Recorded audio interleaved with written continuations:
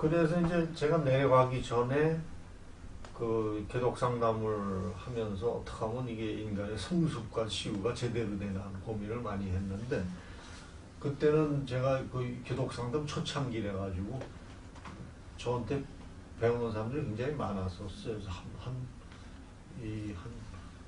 이제 제가 이렇게 가까이 불러 모으는 분들이 한 50분 정도는 됐는데, 50분.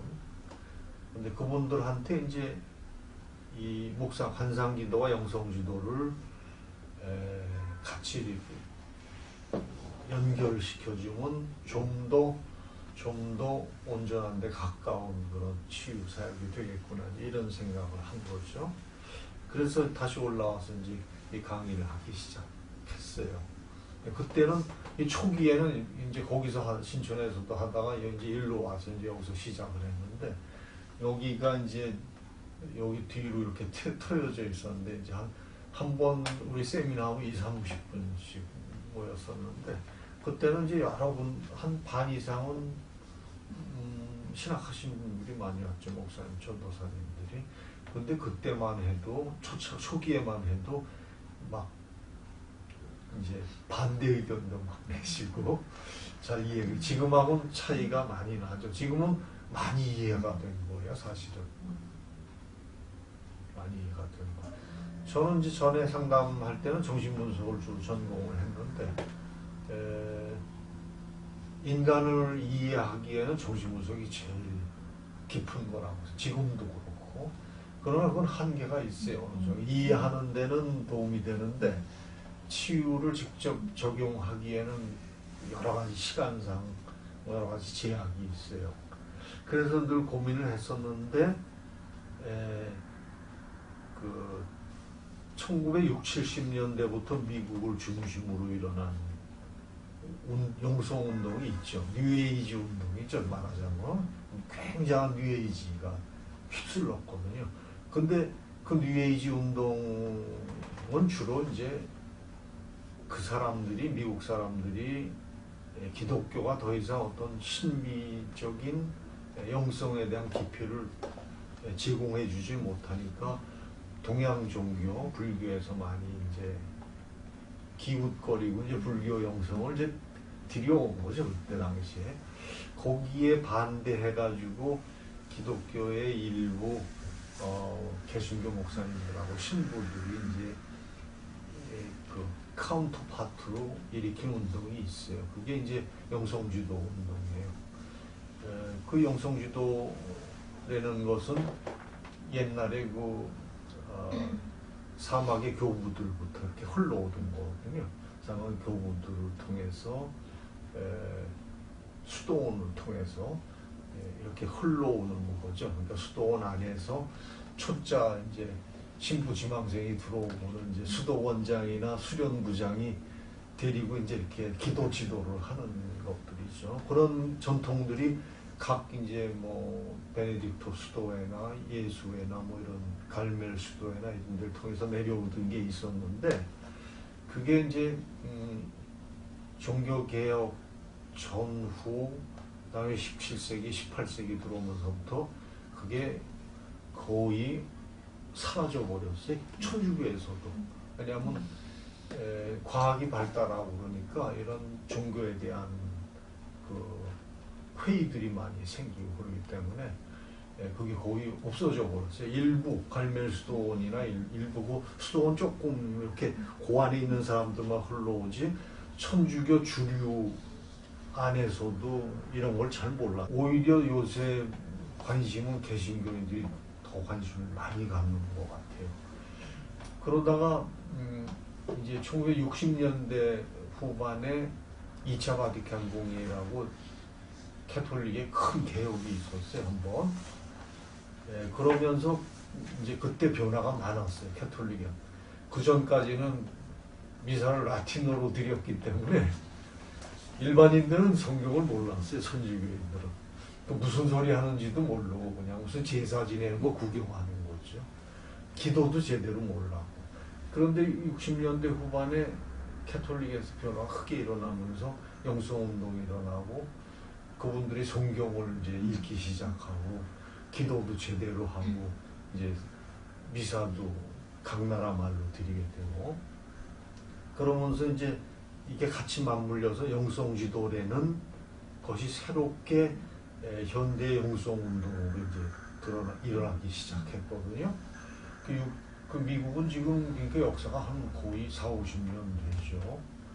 그런데 이 영성운동이라는 게 이 오순절 영성처럼 그렇게 뜨겁게 일어나는 게 아니고 은은하게 조용히 진행돼가는 거기 때문에 전혀 차원이 틀리죠. 모양도 틀리고. 그래서 이제 목사님들이나 일부 이제 신부님들이 주동이 돼서 이렇게 해도 평신도들한테는 큰 영향을 못 받았는데, 그래도 조금씩 진행이 돼가지고 지금 미국을 비롯해서 굉장히 많이 퍼졌어요. 뭐 10년, 20년 전만 해도 목회 상담을 하는 사람들이 우리나라에 이제 신학을 하고 목회 상담을 하는 분들이 미국 가서 PhD 받고 온 사람들이 목회 상담을 주로 많이 했는데, 최근 한 3, 4년, 4, 5년 전부터는 갑자기 영성지도로 학위나 그 프로그램을 수련받고 오는 분들이 갑자기 지금 늘고 있어요. 이게 마치 1990년대에 우리가 기독상담 처음 시작할 때 제 강의 듣고 미국 가서 많이 PhD를 받고 나는 목회 상담하고 오셔서 붐을 이뤘거든요. 그때. 그런 거하고 비슷해요. 지금은 3년, 3년 전에 우리가 이제 영성지도 운동을 하는 그룹이 이제 여기도 몇 개 생겼어요.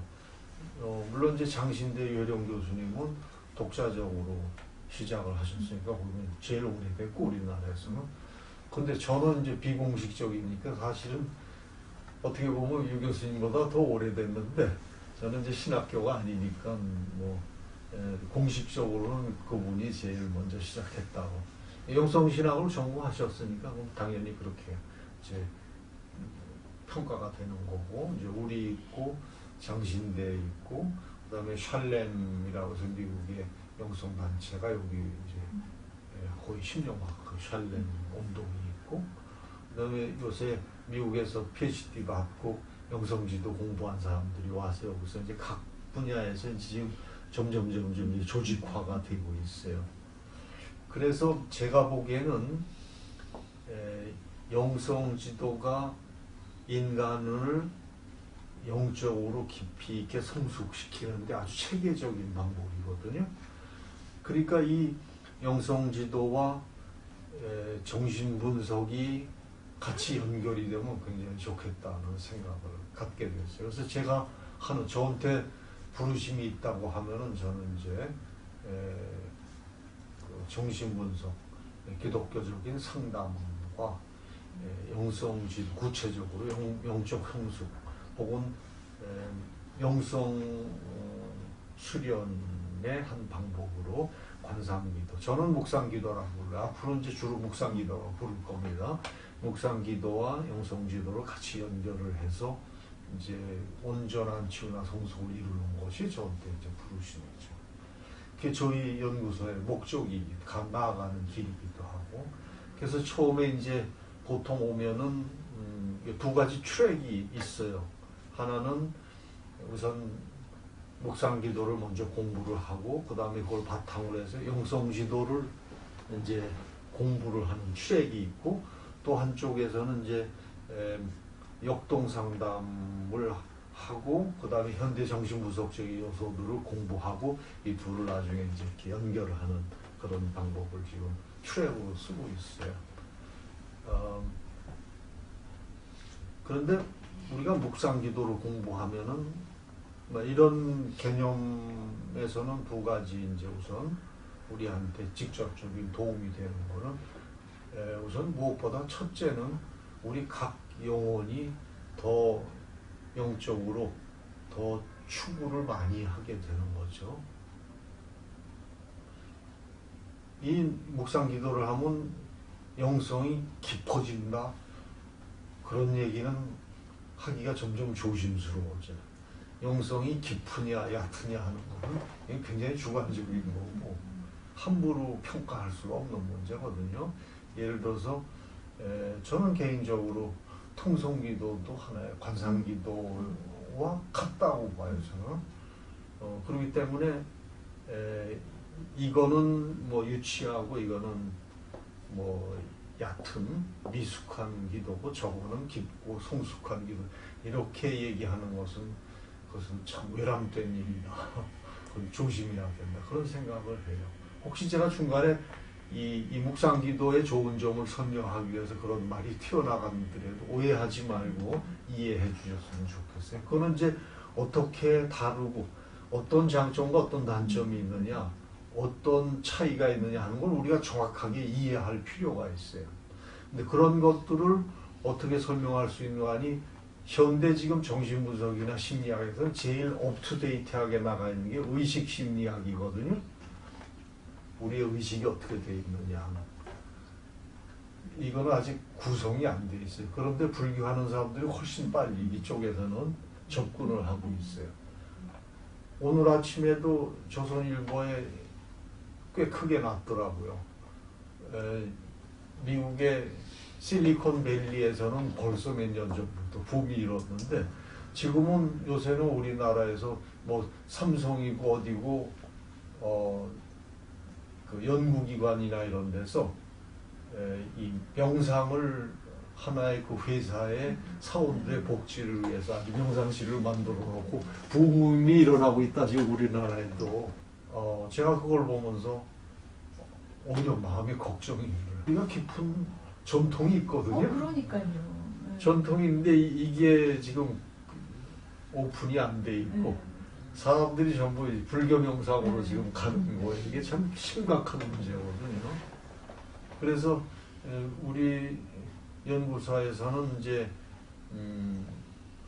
기독교 특히 개혁신앙에 입각한 묵상기도.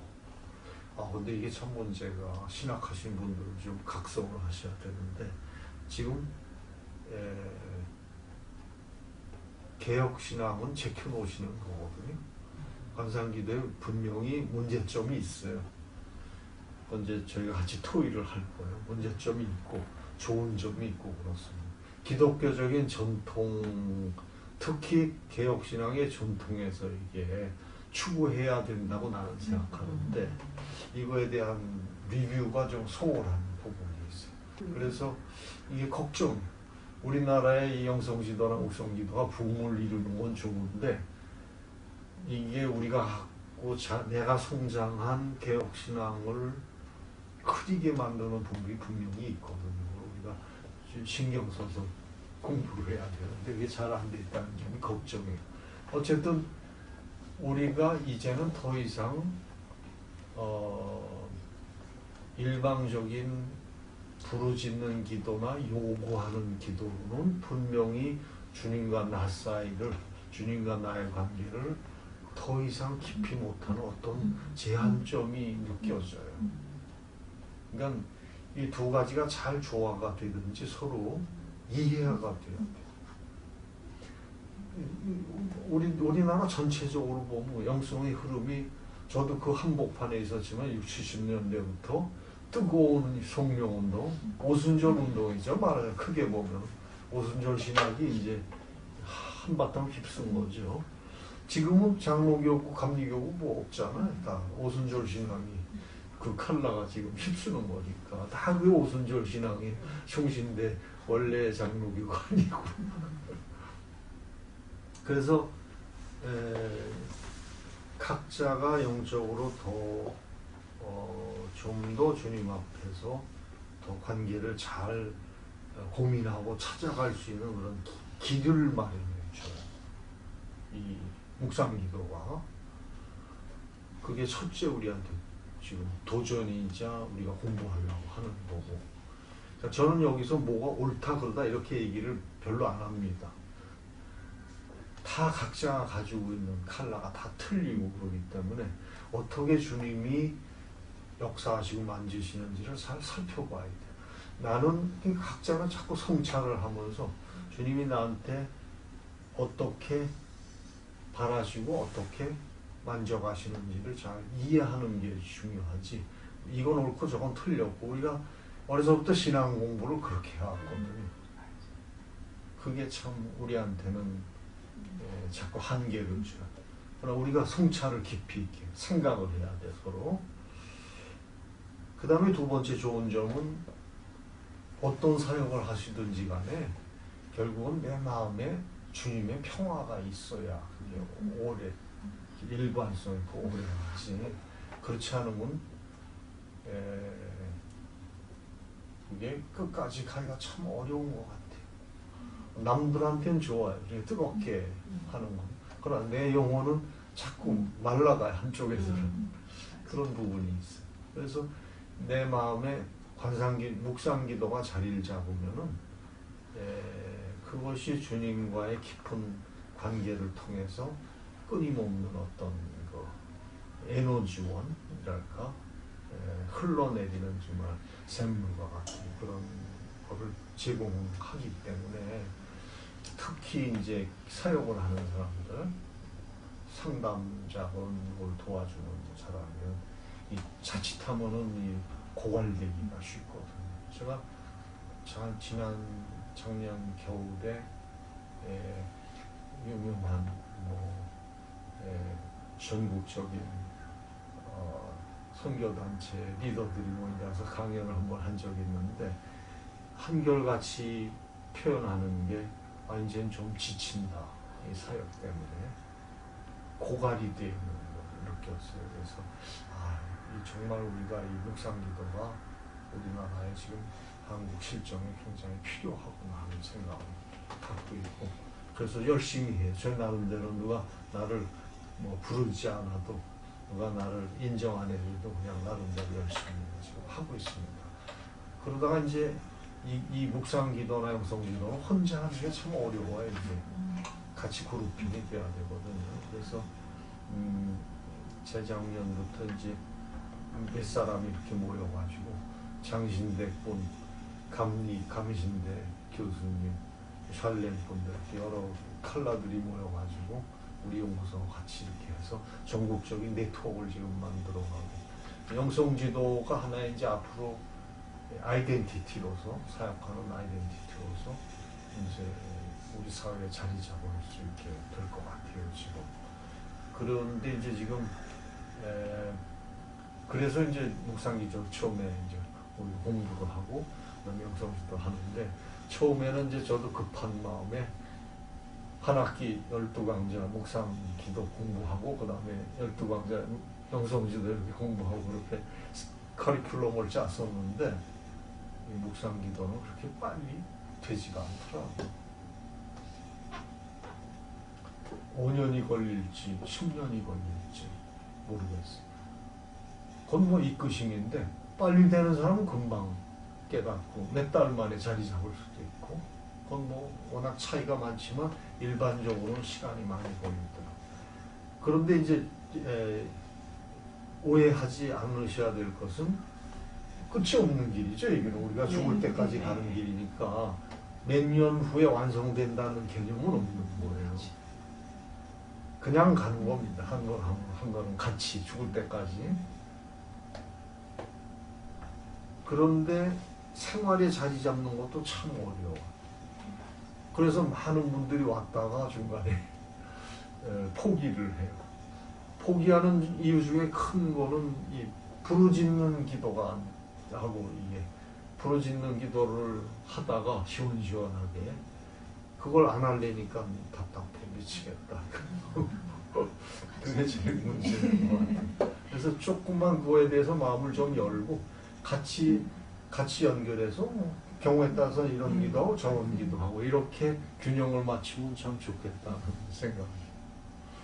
근데 이제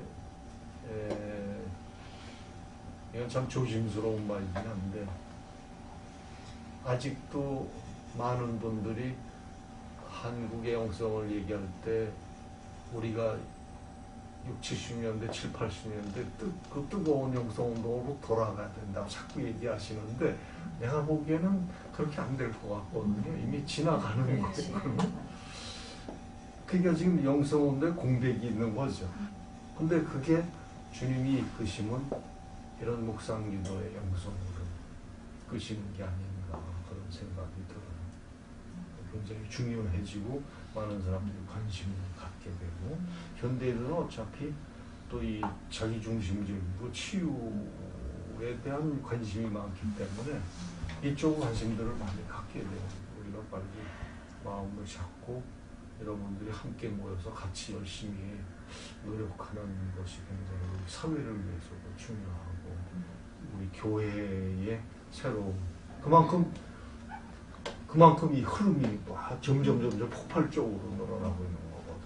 아무도 이제는 무시를 못할 정도로 교회에서 각 군데마다 영성지도를 묵상기도를 지도하는 것들이 점점 늘어나고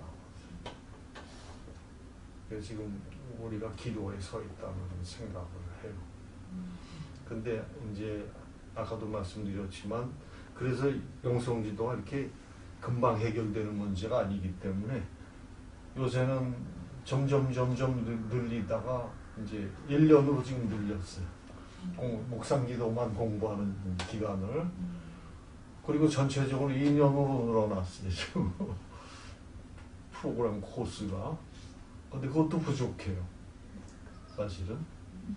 하기 나름이긴 한데 그것도 부족해요. 그래서 우리가 이제 이렇게 오시면은 한 분 한 분 다 귀하다고만 생각으로 최선을 다해서 우리가 같이 가자 하는 거죠. 근데 최근에 이제 한 가지 오늘 거기까지만 말씀드리고 다음에 오늘 자세한 말씀을 드리려고 하는데 모든 영성의 출발점은 침묵이었어요. 우리가 침묵을 어떻게 만들어가느냐 하는 데 있고 왜 침묵이 필요하냐 경청하기 위한 거거든요. 주님 말씀을 듣기 위한 거죠. 근데 주님 말씀을 들으려면 우리 경청 훈련이 돼 있어야 돼요. 보이지 않는 하나님을 듣기는 더 어려워요. 보이는 사람을 듣는 건 더 쉽고 그러나 공통점이 있는 거거든요. 내가 갖고 있는 어떤 판단이나 평가나 어떤 주관을 좀 열어놔야 돼요. 근데 이게 어려워요. 쉽지가 않아요. 특히 우리 기독교 신앙을 갖고 있는 사람들이 더 어려워요. 신앙이라는 거 우리 가장 중심에서부터 우러나오는 거기 때문에 그거를 열어놓는 게 쉽지가 않아요. 옛날부터 내가 경험한 이 옳다고 생각한 주님의 부르심이라고 생각한 이 마음의 주관은 쉽게 바뀌지 않아요. 상당히 그게 쉽지 않아요. 그래서 훈련을 많이 해야 돼요. 듣는 훈련을 우선 많이 해요. 그런데 최근에 제가 깨달은 거는 우리가 듣는 훈련을 할 때 우리가 보통 경청이라고 그러면 다른 사람을 듣는 걸 생각하는데 제가 오랜 심리치료를 전문가로서 경험을 생각해 보니까 경청은 나를 듣는 거다. 그게 첫 번째, 나를 듣는 거. 그러니까 내 마음 깊은 곳에서 뭐가 느껴지고 생각하느냐를 우선 찾아보고 그걸 바라봐야 돼요. 근데 우리는 어려서부터 특히 신앙에 관한 한은 네가 경험하고 느낀 것은 그것은 잘못되는 경우가 많다. 그러니까 하나님은 누구시냐? 그거는 다 신학책에 적혀있는 대로만 생각하고 믿어라. 이게 아주 철저하게 훈련이 되었거든요. 근데 그게 좋은 점이 있어요. 왜냐하면 크게 잘못되지 않게 하는 울다리를 쳐주긴 하는데 그러나 그 도구마, 교리에 갇혀버리면은 나와 하나님의 관계를 깊이 있게 생각을 하지 못해요. 그러니까 성경만 렉셔딥이라도 걸리는 게 그거예요. 자꾸 드라이하게 되거든요. 성경 말씀을 보면 이게 무슨 뜻이지 하면은 그거는 어느 목사님이 어떤 설교한 거, 어느 주석서에 뭐가 있는 거, 그게 정답이지 내가 이 말씀을 보고 느껴지는 게 정답은 아니라는 생각이 뿌리 깊이 박혀 있어요. 그게 심각하게 잘못된 거거든요. 왜냐하면 하나님은 우리를 통해서 직접 우리 안에 내주하신 성령님을 통해서 표현하시고 그것을 바로 이해하고 바로 반응하는 걸 바라신단 말이에요. 그게 제일 중요한 거거든요. 그걸 성령님이 제일 바라시는 거고. 근데 우리는 꼭 무슨 하나님에 대해서 생각한다든지 천국에 대해서 생각한다든지 하면 나는 모르는 거. 누군가 위대한 과거의 신학자가 이렇게 얘기한 거 저렇게 얘기한 거 이거부터 찾으려고 한단 말이에요. 그건 잘못된 거거든. 그래서 그거부터 우선 좀 비워야 되겠다 좀. 그게 잘못됐다는 게 아니고 거기에 눌리지 말고 우리가 주님이 주신 자유를 생각해보자. 그래서 경청 훈련을 하는데 처음에 몇 번은 이제 제3자료라는 게 있어요. 그러니까 신앙과 관계없는 걸 가지고 자유롭게 내가 느끼고 표현하는.